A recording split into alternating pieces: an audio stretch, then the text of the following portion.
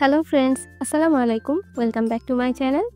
আজকের রেসিপিতে আপনাদের জন্য সেমাই পিঠার রেসিপি নিয়ে হাজির হলাম। আমি আজকে হাতে কাটা দুধ সেমাই পিঠা তৈরি করে দেখাবো। এই পিঠাটা কিন্তু দারুণ মজার এবং বাংলাদেশের একটা ঐতিহ্যবাহী পিঠা। তবে অনেকেই ঝামেলার কারণে এই পিঠাটা তৈরি করতে চান না। আজকে আমি একেবারে কম ঝামেলা করে খুব সহজে কিভাবে এই পিঠাটা তৈরি করে দেখানো যায় সেই চেষ্টাই করেছি। এক এক অঞ্চলে কিন্তু এই পিঠা এক এক নামে ডাকা হয়। কেউ চুই পিঠা, কেউ চুষি পিঠা, আবার কেউ হাতে কাটা সেয়াই পিঠা, সেমাই পিঠাও বলে ডাকেন। যে নামেই ডাকুন না কেন, পিঠাটা কিন্তু দারুণ মজার।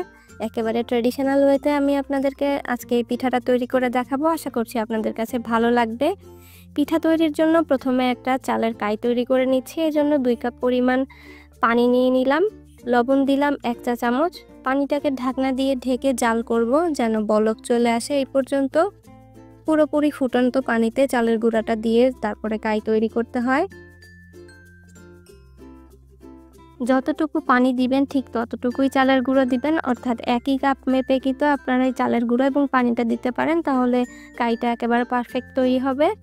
2 কাপ পরিমাণ চালের গুঁড়া এখানে ব্যবহার করেছি, আর এটা ছিল শুকনা চালের গুঁড়া। এবার ঢাকনা দিয়ে ঢেকে 4 থেকে 5 মিনিট আবার সেদ্ধ করব এটাকে। কোনো রকম নাড়াচাড়া এই পর্যায়ে করা যাবে না, তাহলে কিন্তু এটা ভালোভাবে সেদ্ধ হবে না। 5 মিনিট পরে আমি এটা ঢাকনা তুলে তারপরে এভাবে নেড়ে চেড়ে দিচ্ছি। এখন মিশিয়ে ফেললেই দেখবেন পানি যতটুকু আছে পুরোটাই টেনে নিবে, আর চালের গুঁড়াটা খুব ভালোভাবেই সেদ্ধ হয়ে যাবে এই পর্যায়ে। এখন এই স্প্যাচুলার সাহায্যে যতটুকু সম্ভব এভাবে নেড়ে চেড়ে কাইটাকে সফট করে মথে নিতে হবে। এরপর যখন ঠান্ডা হয়ে আসবে তখন কুসুম গরম অবস্থায় হাত দিয়ে এটাকে ভালোভাবে মুখে নিতে হবে। এই চালের আটাটাকে যতটা ভালোভাবে মথবেন ততই আপনাদের পিঠাটা নরম তুলতুলে সফট হবে এবং খেতেও ভালো লাগবে।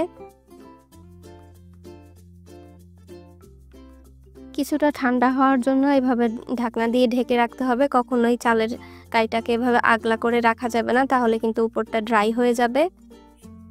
পিঠা বানানোর সময়ও কিন্তু এই কাইটাকে ঢেকে তারপর পিঠাটা বানাতে হবে। আমি হাতের সাহায্যে খুব ভালোভাবে এটাকে মুথে নিচ্ছি। যদি হাতে খুব বেশি গরম লাগে তাহলে কিন্তু হাতটা পানি দিয়ে একটু ভিজিয়ে নিতে পারেন।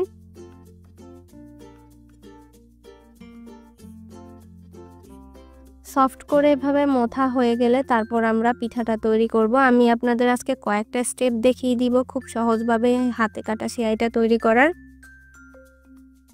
আমি কয়েকটা ভিডিওতেই দেখেছি কেউ কেচি দিয়ে বা যেটা মেশিন দিয়ে আমরা পেঁয়াজ কুচি করি বা আলু কুচি করি, সেই মেশিন দিয়ে এইভাবে পিঠাটা তৈরি করে। আমি আপনাদেরকে সেটাও দেখিয়ে দিচ্ছি। দেখুন, এইভাবে কেচি দিয়ে সামান্য একটুখানি কেটে তারপর হাত দিয়ে একটু প্রেসার দিয়ে এভাবে চাপ দিয়ে দিলেই দেখবেন সেমাই পিঠার শেপ হয়ে যাবে। তবে এটা করতে কিন্তু একটু সময় লাগবে। এভাবে একটা একটা করে কেটে নিতে কিন্তু সময় লাগে। তবে 2 জন যদি থাকেন, একজন কেটে দিবে, একজন হাত দিয়ে এভাবে শেপ দিয়ে নেবেন, তাহলে কিন্তু তাড়াতাড়ি হয়ে যাবে। আর এবার দেখিয়ে দিচ্ছি ট্র্যাডিশনালি আমাদের গ্রামে যেভাবে পিঠাটা তৈরি করা হয় সেভাবে। এভাবে প্রথমে একটু লেচি কেটে নিয়ে সামান্য অল্প একটু একটু করে এভাবে খামির নিয়ে তারপর হাত দিয়ে এইভাবে ডলা দিলেই দেখবেন হয়ে যাবে পিঠাটা। আর এটা তৈরি করাটা আমার কাছে সবথেকে সহজ মনে হয়। কম সময়ে বেশি করে বানাতে চাইলে এই ট্র্যাডিশনাল পদ্ধতিটা ফলো করতে পারেন। তাহলে দেখবেন প্রথম হয়তো একটা দুইটা একটু তেড়াবেঁকা হতে পারে, কিন্তু কয়েকটা বানানোর পরেই খুব সুন্দরভাবে আপনারা করতে পারবেন। আর যদি এভাবে কেচি দিয়ে কাটেন তাহলে দেখবেন অনেক বেশি সময় লাগতেছে।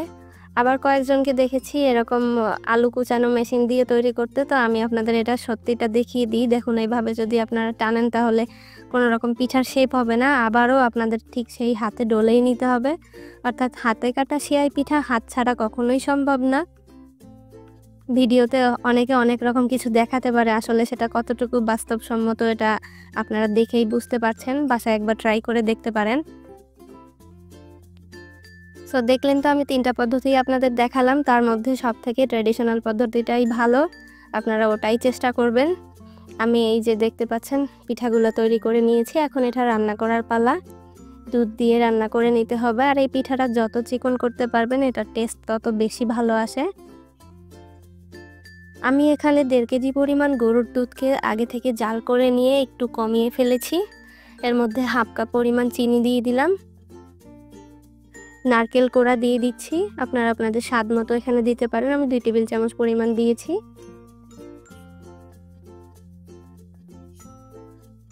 ভালো করে জাল করে নিচ্ছি, আর এর মধ্যে আমি কিছুটা গুড় ব্যবহার করব। আপনারা চাইলে নাও ব্যবহার করতে পারেন, একটু কালারের জন্য আমি এখানে 2 টেবিল চামচ পরিমাণ গুড় দিয়েছি।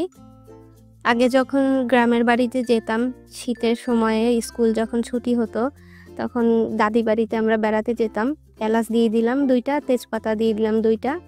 তো দাদি বাড়িতে গেলে দাদি এভাবে পিঠাটা রান্না করতো শীতের দিনে, সকালে খেতে যে কি ভালো লাগতো। লবণ দিয়ে দিলাম 1 চিমটি পরিমাণ। গ্রামের পিঠা খাওয়ার উৎসবটাই ছিল অন্যরকম, এখনও সেই স্মৃতিটা মনে পড়ে যায়।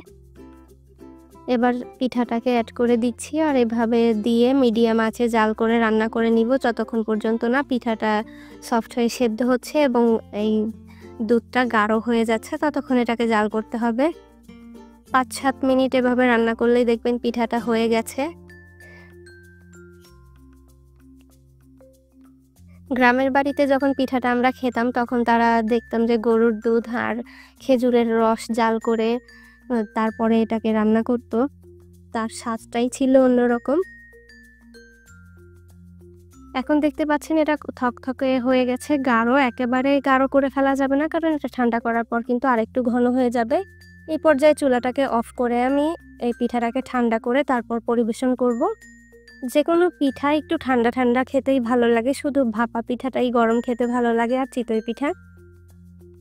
এই দুধের পিঠা কিন্তু সবসময় ঠান্ডা ঠান্ডা খেতে বেশি মজার লাগে। আর এভাবে ঠান্ডা করে তারপর পরিবেশন করবেন। যে কয়টা পাত্রে বাড়তে চান আগে থেকে বেড়ে রাখতে পারেন। দেখলেন তো আজকে কত সহজে আপনাদেরকে এই ট্র্যাডিশনাল হাতে কাটা সেমাই পিঠার রেসিপিটা শেয়ার করে দেখালাম। আশা করছি আমার এই রেসিপিটা আপনাদের কাছে নিশ্চয়ই ভালো লেগেছে। ভালো লেগে থাকলে প্লিজ ভিডিওতে লাইক করে কমেন্টস করে যাবেন। পিঠা তৈরির কোনো মধুর স্মৃতি থাকলে আমাকে কমেন্টসে জানাতে পারেন। এই শীতের মাসে আমি আরও নতুন নতুন পিঠার রেসিপি নিয়ে আপনাদের সাথে হাজির হয়ে যাব। অন্যান্য রেসিপির সাথে সাথে আমার পিঠার রেসিপিগুলোও নিশ্চয়ই আপনাদেরকে ভালো লাগবে। আপনাদের কাছে ভালো লাগলে ভিডিওতে লাইক কমেন্ট শেয়ার করতে ভুলবেন না। দেখা হবে আরও নতুন নতুন রেসিপি নিয়ে নেক্সট এপিসোডে।